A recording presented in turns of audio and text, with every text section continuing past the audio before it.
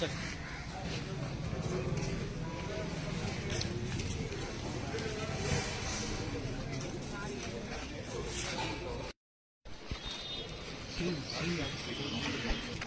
Kapra sir Kapra ఎక్కడండి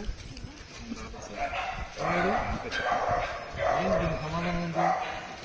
సాక్షి ప్రతినిధి ఏలూరు రాశారు కదా, మంగళగిరి అంటే అక్కడికి వెళ్ళాము. మన మంగళగిరి ఇది ఏలూరు ఉంది కదా, ఏం జరిగింది?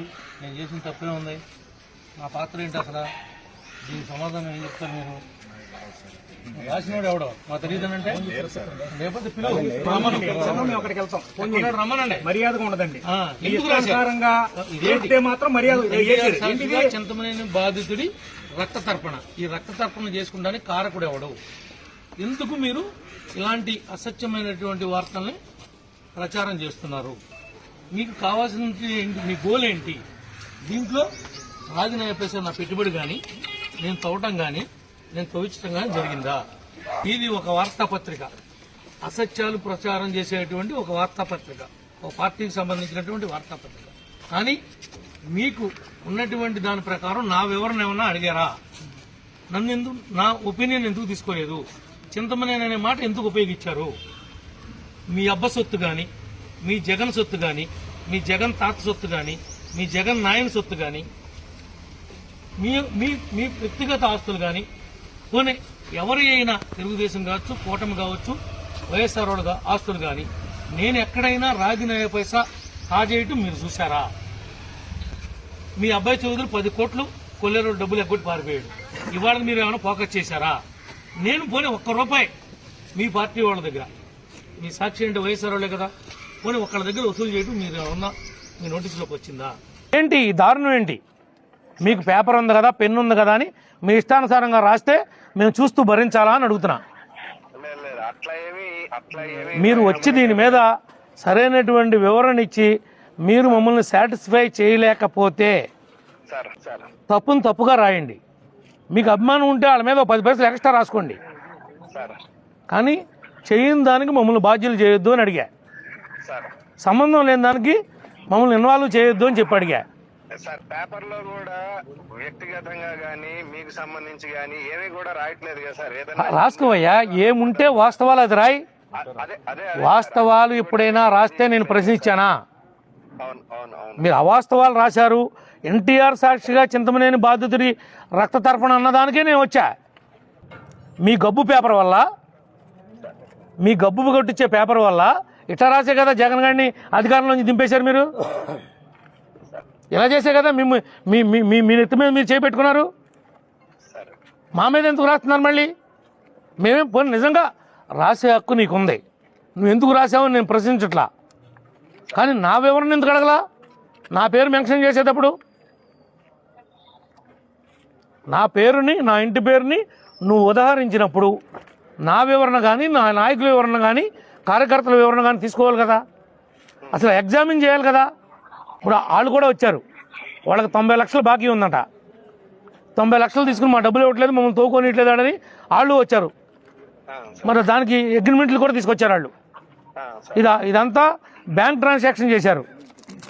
డబ్బు ఇదంతా అకౌంట్ ట్రాన్స్ఫర్ జరిగింది, డబ్బు అంతా. మరి దానికి ఏం సమాధానం చెప్తారు? ఒకసారి ఆయనతో మాట్లాడి వివరాలన్నీ తీసుకొని ఆయన స్టేట్మెంట్ లాగా ఇస్తాం సార్. ఒకసారి మా ఆఫీస్ లో కూడా చెప్పి. ఎంతసేపులో వస్తావు నువ్వు? నువ్వు వచ్చే వరకు నేను వెళ్ళదలుచుకోలేదు. ఒకవేళ నేను రాను అంటే చెప్పు, మేమేం చేయలేదో చేసి వెళ్ళిపోతా. నేను నాకు 2 నిమిషాల పనే. నువ్వు వచ్చి మీరు ఆన్సర్ చేయకపోతే నాకు 2 నిమిషాల పనే.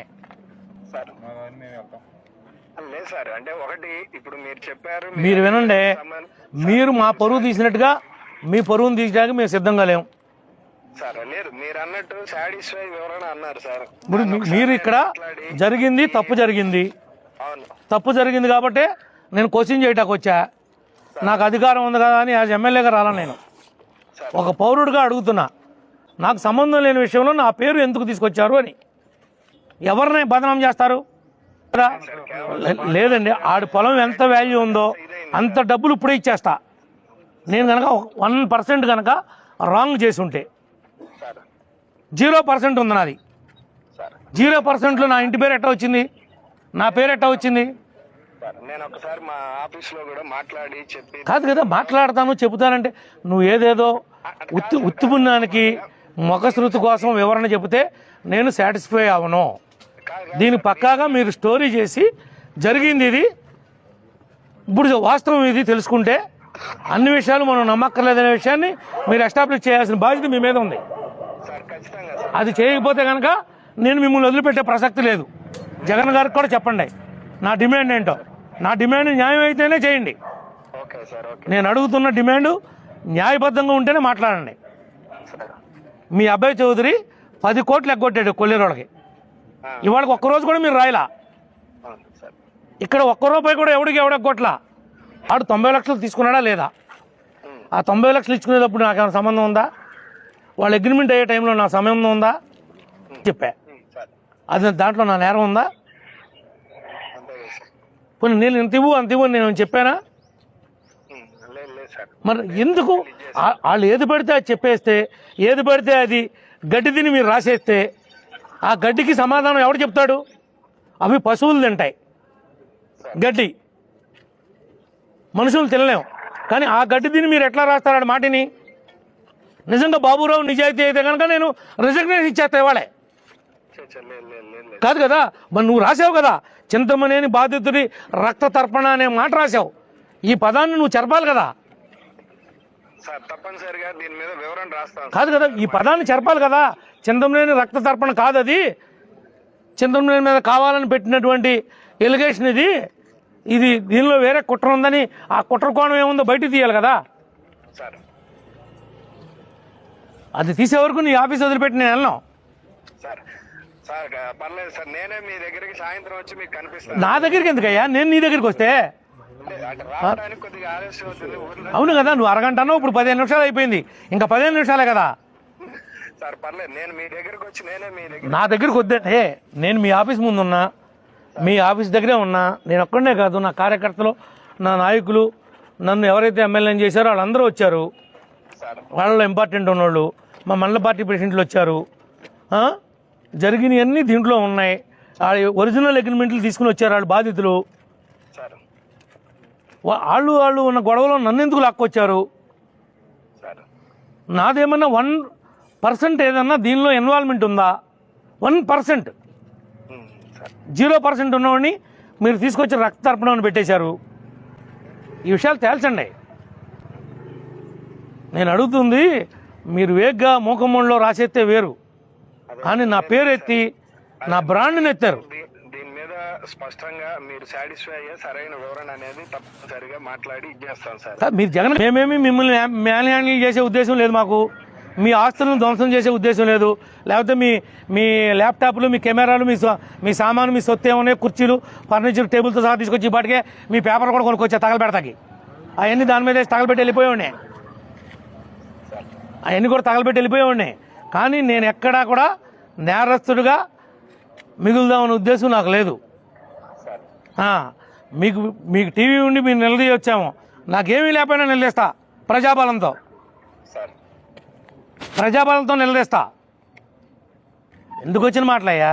ఎంతమందిని మోసం చేస్తారు? మీ జీవితం అంతా మోసమేనా? ఈ అసత్య ప్రచారాలు చేసి బతుకుతారా? శవాల మీద అవి ఏంట్రా మరమరాలు చల్లుతారు, చిల్లర డబ్బులు. ఆ మరమరాలు చిల్లర డబ్బులు వాళ్ళు బతుకులాగా ఉందా మీ బతుకు? ఇదేంటయ్యా? డైరెక్ట్గా పోరాడండి. ఎప్పుడు చేయరాదు కాదే, డైరెక్ట్గా పోరాడండి. అసలు వాళ్ళ జీవితం మీరు ఇల్లు ఇప్పించలేదేంటి? మీ రోడ్లు వేయలేదేంటి? మీ కరెంట్ ఇవ్వలేదేంటి? మీ సూపర్ 6 ఏమైందని ప్రశ్నించండి, సమాధానం చెప్తా. ఈ లుచ్చా, ఈ లపంగి రాజకీయం ఏంటయ్యా? మీడియా మిత్రులందరికీ నమస్కారం. ముఖ్యంగా సాక్షి యాజమాన్యం, దానికి సహకరిస్తున్నటువంటి ఇంకా వేరే పేర్లు చెప్పను, కొన్ని మీడియా, ప్రింట్ మీడియా కావచ్చు, ఎలక్ట్రానిక్ మీడియా కావచ్చు, తప్పు జరిగినప్పుడు బాధితుడి పక్షాన ఎవరైతే ఈ సమాజం నుంచి అణిచివేతకి గురవుతున్నాడో, ఇబ్బందులకు గురవుతున్నాడో వాడి పక్షాన ప్రింట్ మీడియా కానీ ఎలక్ట్రానిక్ మీడియా కానీ ఉంటే తప్పులేదు. కానీ ఈ సాక్షి లాంటి పత్రిక కావచ్చు, ఛానల్ కావచ్చు, వీళ్ళు ఒక రాజకీయ దుర్బుద్ధితో, రాజకీయ స్వార్థంతో, ఏ రకమైనటువంటి సంబంధం లేని నన్ను స్వర్గీయ నందమూరి తారక రామారావు గారి విగ్రహం దగ్గర ఎవరో బాబురావు అనేటువంటి వ్యక్తి చెయ్యి కోసుకుని ఆత్మహత్యా ప్రయత్నం చేశాడు, ఎన్టీఆర్ సాక్షిగా చింతమనేని బాధితుడు రక్త తర్పణ అని హెడ్డింగ్ పెట్టి దీనికి కొంతమంది ఈ నియోజకవర్గంలో కోట్లాది రూపాయలు డబ్బులు ఎగ్గొట్టి ఇక్కడ తిరగలేక, సమాధానం చెప్పుకోలేక దీన్ని పబ్లిసిటీ చేసి మాకు లేని తప్పుని మాకు ఆపాదించడానికి, ఇంకా ఇంత జరిగిన 11 సీట్లకే పరిమితమైన, అలా పరిమితం అవటానికి కారణం సగం సాక్షి పేపరు, సగం టీవీ, సగం వాళ్ళ ఎమ్మెల్యేలు, వాళ్ళ మంత్రులు, వాళ్ళ నాయకులే. 151 సీట్ ఇస్తే అధికారాన్ని ఏం చేసుకోవాలో తెలియక నెత్తికేసి కొట్టుకోవాలో నేలకేసి కొట్టుకోవాలో అర్థం కాక రాష్ట్రాన్ని నడి రోడ్లో వ్యవస్థనం చేశారు. రాష్ట్రాన్ని వీళ్ళు వాళ్ళ నా గురించి ఎవరో ఆత్మహత్య చేసుకోబోయారు, ఏదో జరిగిందని అన్నారు. ఈ బాబురావు అనేటువంటి వ్యక్తిని, వాళ్ళ భార్యని నేను గుర్తుపట్టగలనా? నాకేమైనా సంబంధం ఉందా? వాళ్ళు పొలాలు కొనుక్కున్నారు, అమ్ముకున్నారు, లావాదేవీలు వాళ్ళ మధ్యలో జరిగినాయి. కొనుక్కున్నవాడు మా కూటమి నాయకుడు అయినంత మాత్రాన ఎమ్మెల్యేకి సంబంధమా? మా పార్టీ వాళ్ళు కొనుక్కోకూడదా? మా పార్టీ వాళ్ళు వ్యాపారం చేసుకోకూడదా? ఏ నిబంధన నేను అతిక్రమించానని నా మీద ఎలిగేషన్ పెట్టారని నేను అడుగుతున్నాను. ప్రధానంగా సాక్షి పేపర్ని, సాక్షి టీవీని, ఆ తర్వాత కొంతమంది స్క్రోలింగ్లు, న్యూస్లు వేసినటువంటి వాళ్ళని, సోషల్ మీడియాలో దీన్ని షేర్ చేసినటువంటి వాళ్ళని, మీకు సిగ్గు లజ్జ ఉంటే 1% అయినా నా పాత్రను మీరు ఏ రకంగా అయినా ఎస్టాబ్లిష్ చేస్తే నేను రాజకీయాల్లో తప్పకుండా మీరేం సమాధానం చెప్తారని అడుగుతున్నా. వాడెవడో పనికిమాలిన ఒక ఎదవ, వాళ్ళ కూతురు డాక్టరో వాళ్ళ అల్లుడు డాక్టరో, ఏమైనా మీరు పాయిజన్ తీసుకుంటే ఏదో రకం 1 ml లోనికి వెళ్ళినా ఎంతో కొంత ఆర్గానిక్ మీద పడుద్ది, ఆర్గాన్ డ్యామేజ్ అయితే మనకి ప్రాబ్లం వస్తుంది. కానీ ఇదైతే మేము చిన్న గాయం కాబట్టి దీన్ని మళ్ళీ 10-15 రోజుల్లో ఇబ్బంది లేకుండా చేస్తాం. కానీ అతని మీదే బ్లేమ్ పెడితే చంద్రబాబు గారు, లోకేష్ బాబు గారు సెంట్రల్ ఆఫీసులో కనుక ఇన్సిడెంట్ జరిగితే వెంటనే మనం 90 లక్షలు ఎగ్గొట్టేయచ్చు, మన అగ్రిమెంట్ అంతా రద్దు అయిపోద్ది. అధికారం ఉన్నంత మాత్రాన నువ్వు రాసిన అగ్రిమెంట్ రద్దు అవ్వదు. అధికారం ఉన్నంత మాత్రాన నీ కమిట్మెంటు ముఖ్యమంత్రి గారు, మంత్రి గారు, ఉప ముఖ్యమంత్రి గారు తప్పించలేరు. నీకు నిజంగా అన్యాయం జరిగినప్పుడు, నువ్వు నిజంగా బాధితుడివే అయినప్పుడు నా మీడియా మిత్రులు ఉన్నారు, నీది ధర్మం అని నా మిత్రులు ఎవడైనా కనుక ఒక్కటి చెబితే మా కార్యకర్తనే 2 లెంపకాయలు బీకి వాళ్ళే తప్పని చెప్తున్నారు కదా, నువ్వు ఎందుకు ఇలా నడుస్తున్నావు అని చెప్పి నేను మందలిస్తా. తప్పంతా నీ కింద పెట్టుకుని డబ్బని 90 లక్షలు తీసుకున్నావు, ఇదిగో అగ్రిమెంట్ రాసావు. ఎప్పుడు ఎన్నో తారీఖు ఇది? 14/8/2024 రాసి